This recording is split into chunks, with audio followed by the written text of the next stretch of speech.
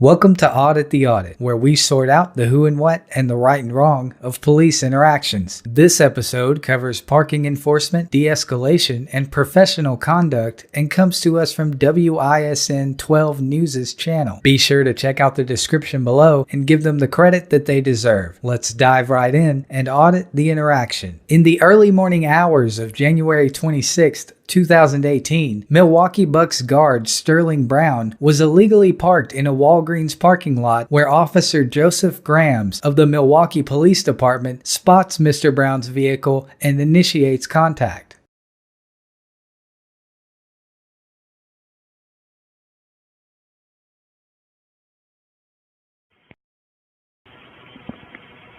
How you doing?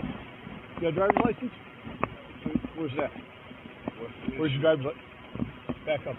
You don't see the issue here? Hold on. Notice the confrontational nature of Officer Grams' engagement. It was Officer Grams who closed the distance between himself and Mr. Brown, but then demands that Mr. Brown step back, and even goes as far as to physically push Mr. Brown to assert his dominance. The Milwaukee Police Department's official code of conduct includes 6 core values, which operate as guiding principles for the department's officers. Under the values of respect and restraint in the official codebook, officers are expected to act with fairness, self-control, tolerance, and impartiality when carrying out their duties, as well as exercise restraint in the use of force and act in proportion to the seriousness of the offense and the legitimate law enforcement objective to be achieved. Mr. Brown has not been aggressive or threatening in any way, yet Officer Grams has already made physical contact with him. If Officer Grams felt threatened or entrapped in any way, he could have taken a step back and given himself more room to be comfortable. Instead, Officer Grams demands that courtesy of Mr. Brown and perceives Mr. Brown's reluctance to move as a threat.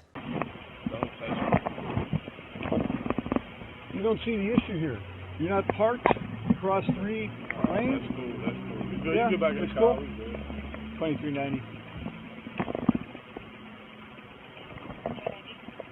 Can I get another squad here? Back up. Back up. For what? Are you obstructing me? I just told you to back up. I just told you to back up. I just did. Everything's on the camera, okay? You touched me first, so That's right. I told you to back up. But don't Because you're going to touch try and get in the car. I'll do what I want, all right? No, you I won't. own this right here. According to a 2004 article published in the Police Chief Journal, the police environment is predominantly governed by the principle of our word against their word. The foremost message is survival, be it warding off physical injury or death or the onslaught of public criticism. Police culture mandates adhering to the chain of command and becoming dependent on and supportive of one's partners or fellow officers. This attitude drafts a rigid mentality which facilitates a cultural distinction between a law enforcement officer and a citizen. Officers are trained to prioritize their own safety and the safety of their colleagues far above any potential threat, and then trained to constantly expect danger and violence from any encounter with civilians. This combination of cultural hierarchy and relentless training results in a warped psychological perspective that directly clashes with the principles and expectations associated with modern policing. This statement is a testament to the egomaniacal mantra that is drilled into every cadet's head during training and goes against the fundamental policing principles of civility, service, and objectivity. It is clear that Officer Grams is a victim of poor training, little oversight, and a complete lack of discipline. You don't own me, though. So what's your name? You say it on I didn't say I own you. I said I own this. But this is me. Don't touch me, though. You don't own me. What's your so name? Don't touch me. What's your name? It's on there. Sterling Brown. I'm asking you. I'm telling you, Sterling Brown. These are simple questions, man. No, I'm answering. These are I simple ain't got questions, no and you're problem, being but you and you're being all bad to me. All right.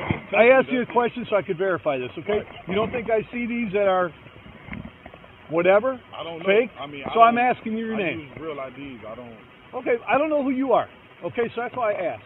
Conflict escalation is a division of systems theory which details the process by which conflicts grow in severity over time. Conflicts begin with a disagreement and often end in hostility and polarization if peaceful intervention does not occur. The law enforcement parallel to conflict escalation is the use of force continuum, which begins with officer presence and ends with lethal force. The purpose of de-escalation training is to hinder the acceleration of the use of force continuum and avoid inflicting bodily harm in an effort to control a situation. A principal aspect of de-escalation is the proper use of conversational tone and appropriate body language. This graph, developed by Lieutenant Jeremy Romo of the St. Louis Police Department, demonstrates the important role that nonverbal communication plays in conflict resolution. Milwaukee officers undergo over 1,000 hours of de-escalation training, yet Officer Grams has placed the burden of de-escalation onto Mr. Brown through his excessively hostile conversational tactics and confrontational body language. Mr. Brown has made no hostile gestures toward Officer Grams and has provided him with the information he requested in a frustrated but peaceful way.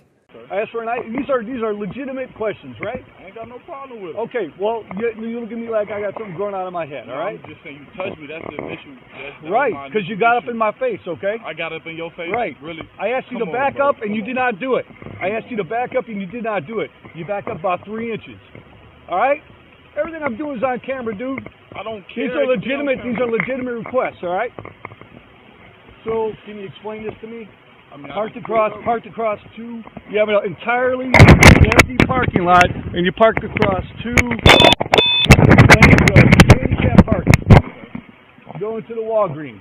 In many states, law enforcement officers have extremely limited authority to enforce traffic laws on private property and may not enforce petty laws such as seatbelt requirements outside of the public domain. Generally, traffic signs on private property are not supported by state laws or local ordinances, but operate more so as suggestions designed to maintain the safety of individuals on the property. Wisconsin Statute 346.02 grants officers the authority to enforce traffic laws upon all highways and includes private roadways where the owner has agreed to allow traffic enforcement in the definition of the phrase highway. At this point in the interaction, it has been established that Mr. Brown committed a minor traffic violation and Officer Grams is within his authority to stop Mr. Brown and ask for his identification. However, Mr. Brown does not owe the officer an explanation for his actions, and Officer Grams' demand for commentary and ensuing lecture is unnecessary, unprofessional, and only serves to further escalate the encounter. Officer Grams has more than enough information to issue Mr. Brown a citation and move on to the next call, but instead, the officer proceeds to instigate a reaction from Mr. Brown through his condescending tirade. At what time? In and out. Oh, long enough time where I sat here for about a minute and I was in came out. I was in and out. That's it. I did. I pulled up, parked right here. I was in and out. That's it.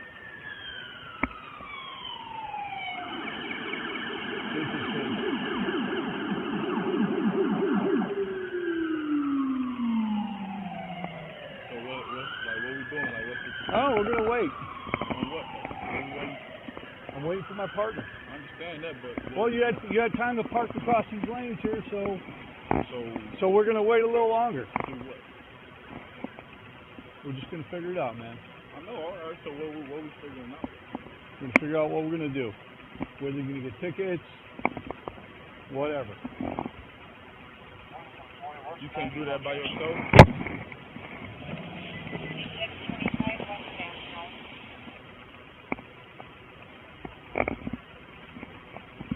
Yeah, thanks.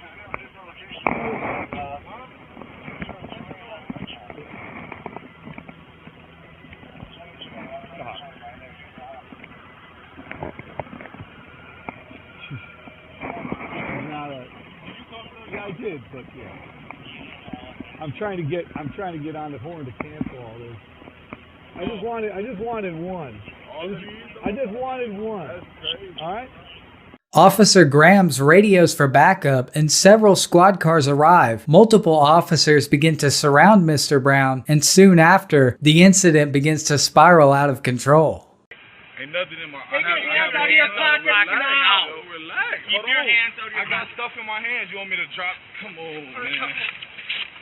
The officers take Mr. Brown to the ground and taser him, but ultimately did not charge him with a crime or issue him a citation. Following the incident, Mr. Brown sued the city of Milwaukee for violating his constitutional rights. An internal investigation was launched into the incident, which resulted in disciplinary action against 8 MPD officers, 3 of which received suspensions. One officer was fired after posting racially charged tweets mocking Mr. Brown and boasting about his role in the encounter. The Milwaukee City Council went on to approve a $400,000 settlement offer, which Mr. Brown turned down to further pursue the litigation. The city purposefully inflated the settlement offer in a hardball move to deter Mr. Brown's legal endeavor by taking advantage of the federal rule of civil procedure known as Rule 68. Under Rule 68, Mr. Brown would be responsible for the city's legal fees and incurred expenses if he were to lose the case or eventually win damages less than the $400,000 offer. The terms of the settlement also specifically named the city and essentially absolved the individual officers of any wrongdoing. Brown's attorney, Mark Thompson, condemned the settlement offer and the city's attempt to save face instead of admitting wrongdoing, and declared that any offer that does not include an official apology will not be accepted. Mr. Brown's case is still ongoing. Overall, Officer Grams and the Milwaukee Police Department get an F for escalating what could have been a simple traffic ticket into a physical altercation which resulted in no official charges or citations. In 2017, the MPD was featured by CBS News for its training programs specifically targeted at conflict de-escalation. If this interaction is any representation of the over 1,000 hours of highly decorated and nationally recognized de-escalation training endured by Milwaukee officers, then this interaction should also serve as evidence that there is a catastrophic flaw embedded deep within the officer training process that poses an ominous threat to civilians everywhere. If an incident like this can happen to a high-profile celebrity and result in a lack of accountability and yet another city insulating its officers from their wrongdoings, then it can happen to anyone, and there is no question that officer misconduct has become a national epidemic. Mr. Brown gets an A for remaining calm during this interaction and following up this encounter with legal action. I commend Mr. Brown for challenging the actions of the Milwaukee Police Department on principle and refusing to accept the crooked and unethical settlement offerings of the city. Mr. Brown is breaking the status quo of police accountability by refusing the settlement terms and pressing on with his lawsuit. Far too many instances similar to this one result in much less transparency and disciplinary action for the officers and a disproportionate compensation for the victims. It was only a matter of time before an officer victimized a citizen whose silence and recompense could not be bought in a settlement, and I sincerely hope that Mr. Brown pushes his case as far as it can go and holds these officers accountable for their actions. Let us know if there's an interaction or legal topic you would like us to cover in the comments below. Thank you for watching, and don't forget to like and subscribe for more police interaction content.